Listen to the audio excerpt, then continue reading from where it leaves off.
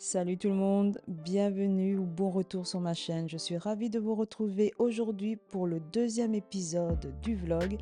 Cette semaine, je couds.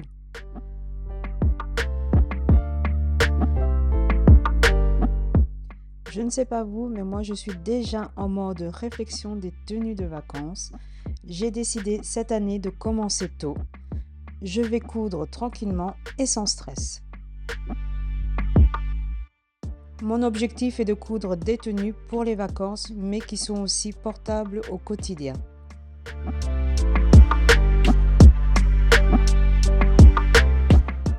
Pour le Bermuda, je vais coudre le patron Rachel du magazine Fibre Mood numéro 20 de l'année 2022.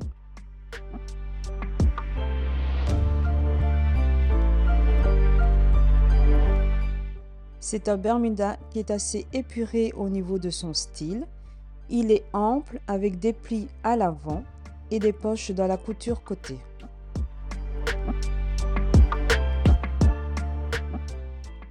Il est un peu trop simple à mon goût et je vais l'upgrader un petit peu. Je vais lui rajouter une ou deux poches passepoil, ça dépendra de ma motivation. Et je vais lui ajouter aussi des passants et peut-être customiser aussi la ceinture. Je vais coudre mon Bermuda dans la ramie. C'est un tissu qui a des propriétés très proches du lin au niveau de son aspect et de son toucher. Il est plus absorbant que le lin et il est beaucoup moins froissable que ce dernier.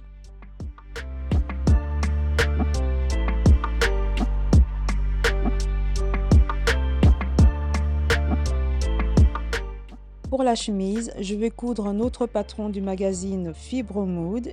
C'est le numéro 22, année 2023. Il s'agit du patron Kerry.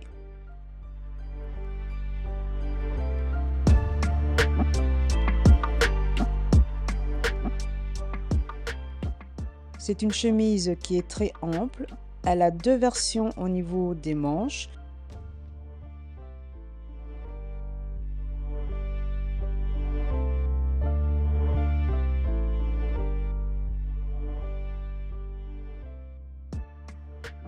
Comme vous pouvez le voir, elle est assez longue et vraiment très ample. Pour ma part, je ne vais pas la faire aussi oversize, donc je vais la sous-tailler. Je vais m'inspirer de la chemise Emita de la marque Sessoun. J'aime beaucoup son petit côté officier avec ses pattes d'épaule et ses poches plaquées.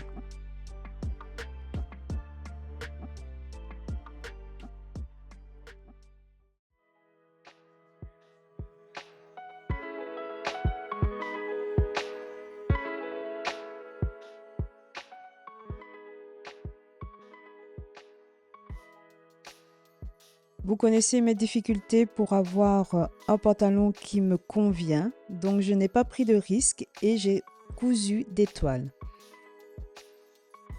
J'ai une différence de 20 cm entre mon tour de taille et mon tour de hanche, donc j'ai dû grader entre 3 tailles.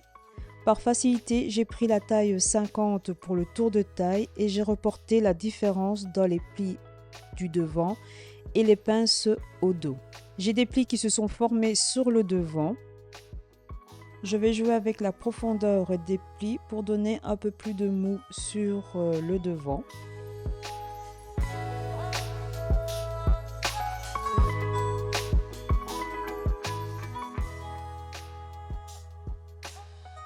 C'est beaucoup mieux.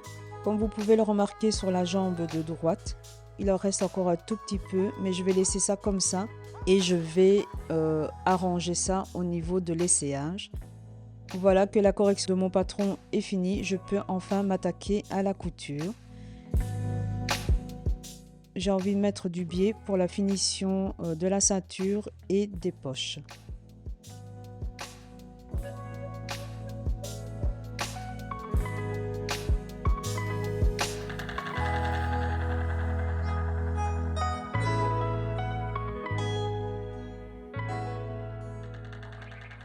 Je marque l'écran des poches avec un fil à bâti.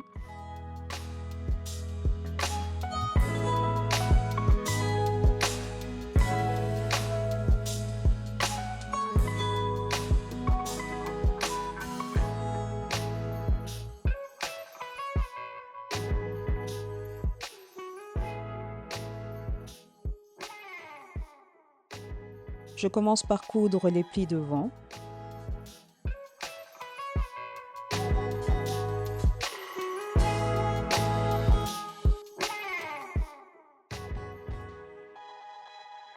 Ensuite, les poches.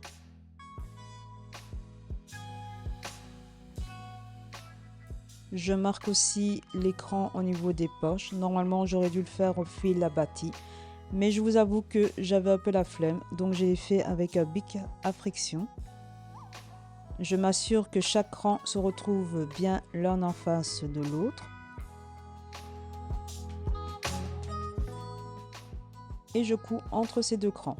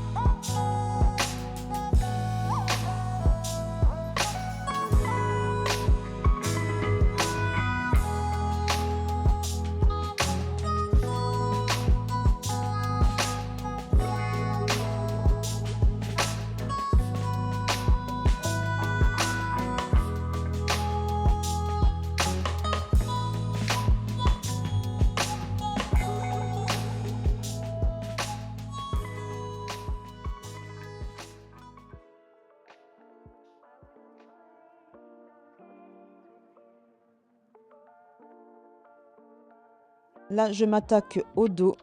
Je reporte les pinces et la correction que j'avais faite au niveau de la fourche dos à l'aide du papier carbone.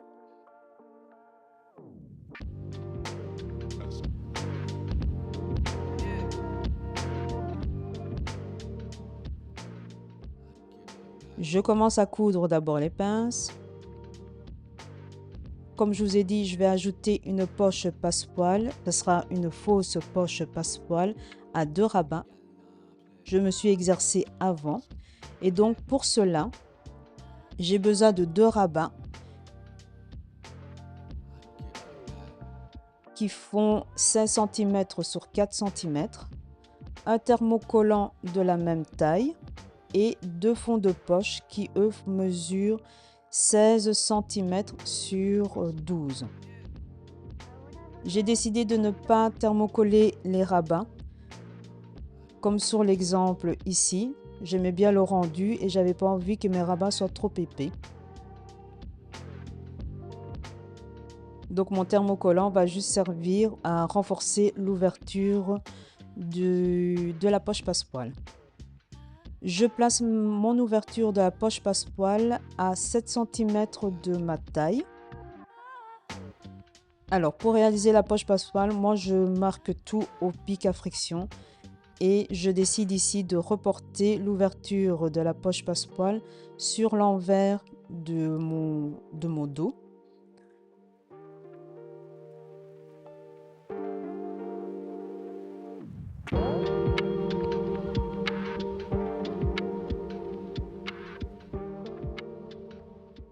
Évidemment, comme j'ai utilisé un bic à friction au moment de thermocoller, mon marquage a disparu, donc je le reporte.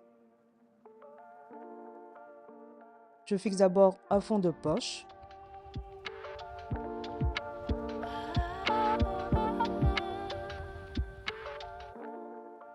Maintenant, je vais travailler les rabats.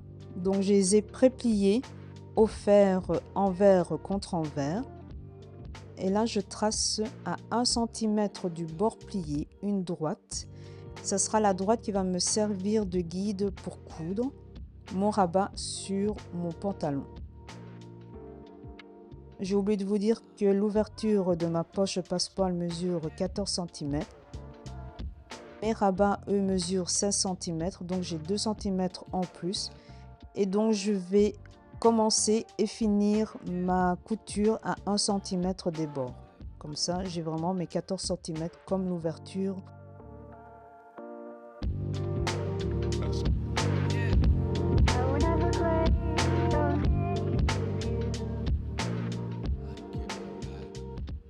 Je m'assure que mon fond de poche est bien à plat. Tout le travail va se faire vraiment sur ce fond de poche. Je fixe mes rabats au début et à la fin vraiment de l'ouverture de la poche passepoil. Donc mes arrêts doivent être vraiment au même endroit.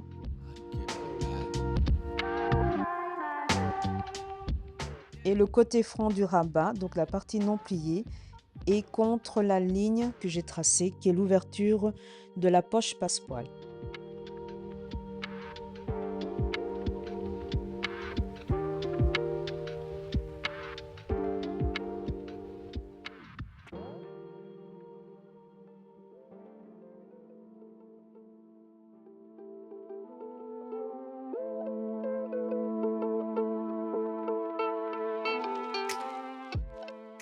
Je suis pas satisfaite du placement de mes rabats. Mon tissu gondole un petit peu. Donc j'ai décidé de faire à la bonne manière, c'est-à-dire passer un fil abattu pour que mes rabats soient correctement mis.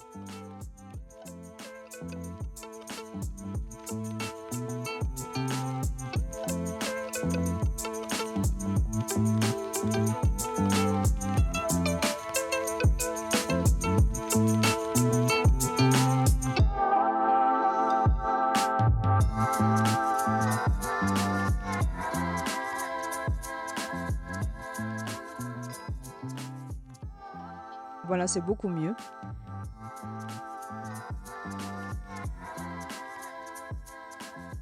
Là, je vais coudre vraiment du point A au point B et du point C au point D.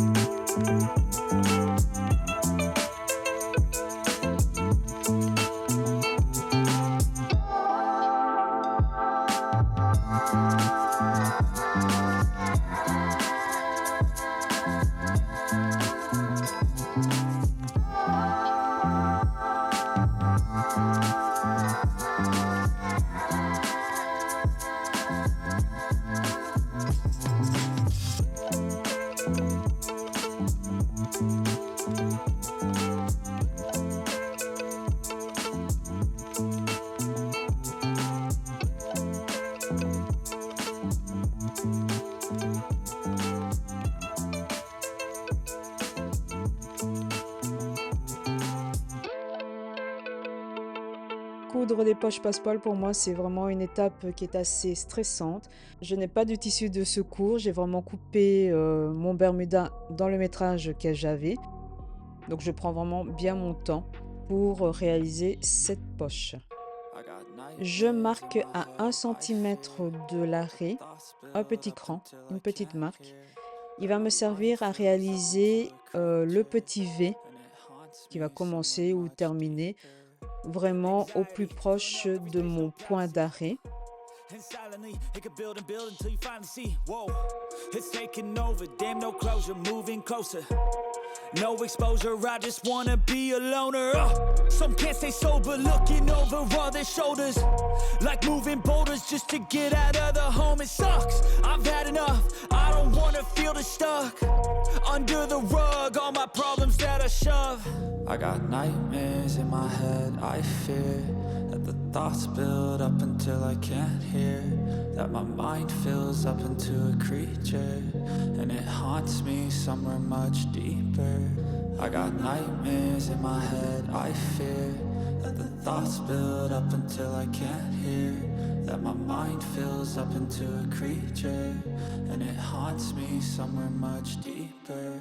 I've been feeling weird, I can't seem to focus good enough. Nothing's really clear, sometimes it could be a little tough. I just need to feel like the end's in sight for me. But let's be really real, anxiety can foggy all this stuff. I've been feeling weird, I can't seem to focus good enough. Nothing's really.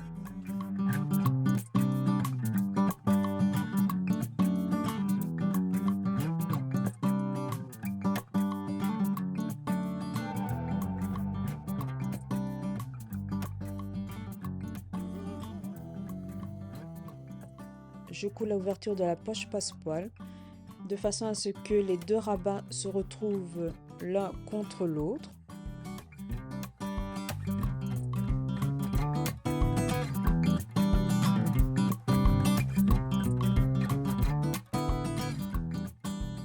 Il me reste à coudre le petit triangle sur les rabats.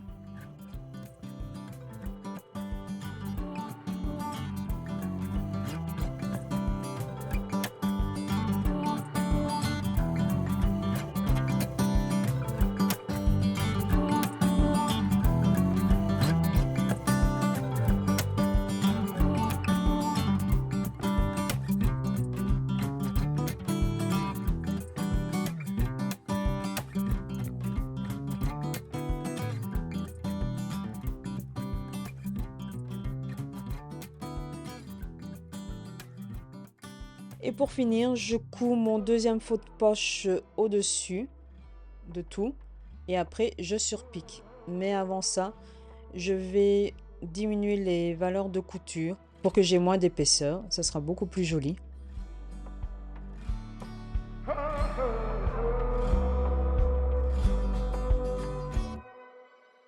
Voilà le résultat de ma poche passepoil. Je suis vraiment content du résultat.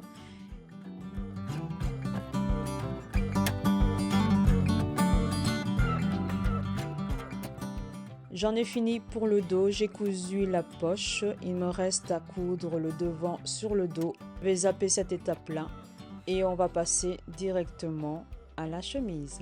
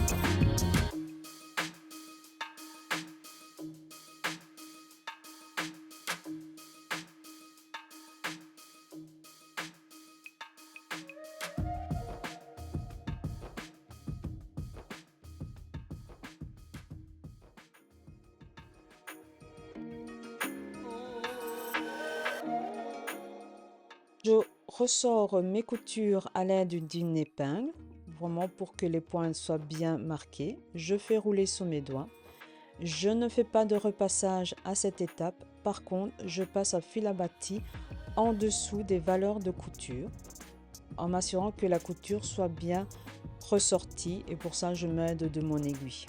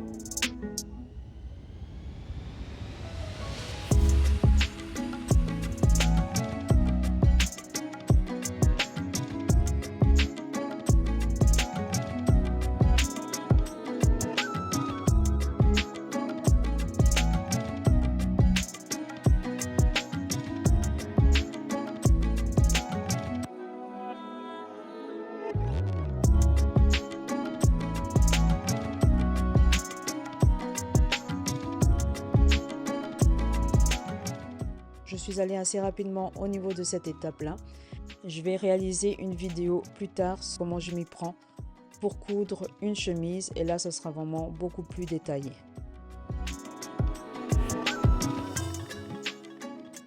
Et on passe au résultat.